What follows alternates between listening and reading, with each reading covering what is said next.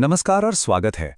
आज हम एक ऐसी दुनिया में गोता लगाने जा रहे हैं जो हमारी आंखों से तो छिपी है, लेकिन जिंदगी के लिए बहुत ही जरूरी है। हम हर पत्ती के अंदर मौजूद उस छोटे से पावर प्लांट के राज खोलने वाले हैं जो पूरे पौधे को एनर्जी देता है।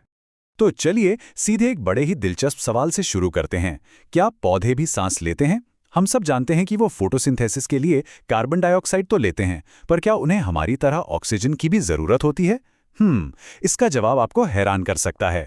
ठीक है, तो सांस लेने वाले सवाल का जवाब देने के लिए हमें पहले ये समझना होगा कि पौधों सहित हर जिंदा चीज को आखिर एनर्जी चाहिए ही क्यों। सोचिए, एनर्जी एक तरह से जिंदगी की करेंसी है।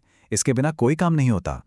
जरा सोचकर देखिए, एक पौधे के लिए सिर्फ धूप में खड़े रहना ही काफी नहीं होता। उसे जमीन से पानी और न्यूट्रिएंट्स ऊपर खींचने होते हैं, नई पत्तियां उगानी होती हैं। इन सब कामों के लिए लगती है ढेर सारी एनर्जी। तो ये एनर्जी आती कहां से है? ये आती है उस खाने को तोड़ने से जो वो खुद बनाता है, और इसी प्रोसेस को हम रेस्पिरेशन कहते हैं। तो रेस्पिरेशन का जो मेन गोल है वो है एटीपी बनाना। इसे आप सेल की एक रिचार्जेबल बैटरी की तरह समझ सकते हैं। जब भी सेल को कोई काम करना होता है, वो एक एटीपी मॉलिक्यूल को तोड़ता है, उससे एनर्जी रिलीज होती है और बस काम हो जाता है। चलिए अब ग्लूकोज के एक मॉलिक्यूल के सफर पर चलते हैं। एनर्जी निकालने का सबसे पहला स्टेप सेल के जेली जैसे हिस्से यानी साइटोप्लाज्म में होता है। आप इसे सेल का मेन फैक्ट्री फ्लोर भी कह सकते हैं। और यहां जो पहली प्रक्रिया होती है उसे कहते हैं ग्लाइकोलाइसिस। ग्लाइकोलाइसिस का मतलब ही है शुगर को तोड़ना। और सबसे कमाल की बात यह है कि यह प्रोसेस लगभग हर जिंदा चीज में होता है, एक छोटे से बैक्टीरिया से लेके हम इंसानों तक, और हां, पौधों में भी। ये जिंदगी का एक बेसिक रूल है। एनर्जी पाने के लिए आपको पहले ग्लूकोज को दो छोटे छोटे हिस्सों में तोड़ना होगा, जिन्हें हम पायरुविक एसिड कहते हैं।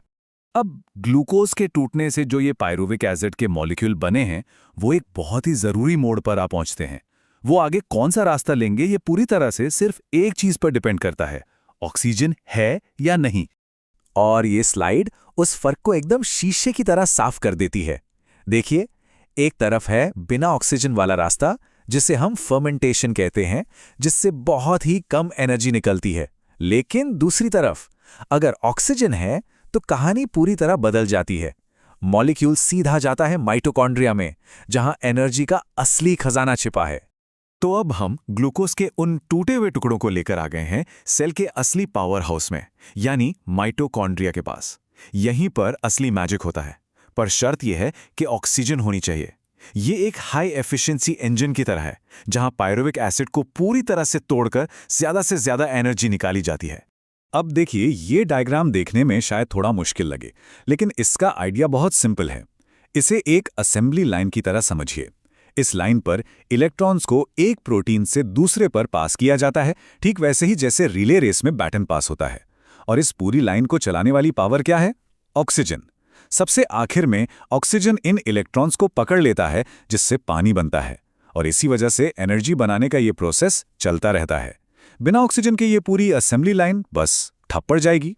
तो सबसे जरूरी बात यह है कि जैसे जैसे इलेक्ट्रॉन इस चेन से गुजरते हैं, उनकी एनर्जी का इस्तेमाल ढेर सारी एटीपी बैटरी बनाने के लिए किया जाता है। और ये प्रोसेस इतना एफिशिएंट सिर्फ और सिर्फ ऑक्सीजन की वजह से ही हो पाता है। तो चलिए अब उन दोनों रास्तों के बीच जो एफिशिएंसी का इतना बड़ा फर्क है, उसे नंबर्स में देखते हैं। और यकीन मानिए, ये रिजल्ट्स आपको चौंका देंगे।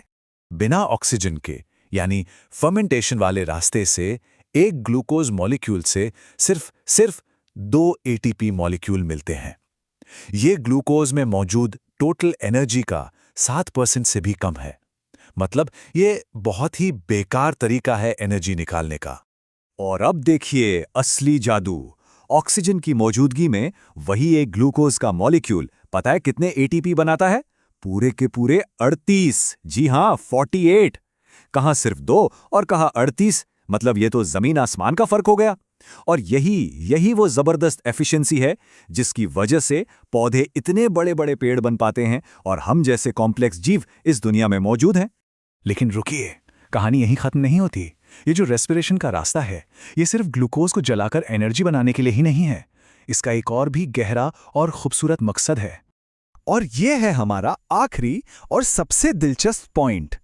यही वो रास्ता है जो एनर्जी के लिए मॉलिक्यूल्स को तोड़ता है, और यही रास्ता पौधे को नए मॉलिक्यूल्स बनाने के लिए रॉ मटेरियल भी देता है। मान लीजिए पौधे को तेल या प्रोटीन बनाना है, तो वो इसी रास्ते से कुछ हिस्सों को निकालकर उनका इस्तेमाल कर सकता है। तो यह सिर्फ तोड़ने का रास्ता नहीं, बल्कि बनाने का भी रास्ता है, एक टू वे स्ट्रीट जो इसे पौधे के मेटाबॉलिज्म का सेंट्रल हब बनाती है। तो हम इस एक बहुत ही गहरे सवाल के साथ आज की बात खत्म करते हैं। सेल के अंदर आखिर वो कौन सा इंटेलिजेंट कंट्रोलर है जो ये तय करता है कि कब एनर्जी के लिए तोड़ना है और कब जिंदगी बनाने के लिए जोड़ना है? ये सवाल हमें जिंदगी के इस खूबसूरत रेगुलेशन के बारे में सोचने पर मजबूर कर देता है।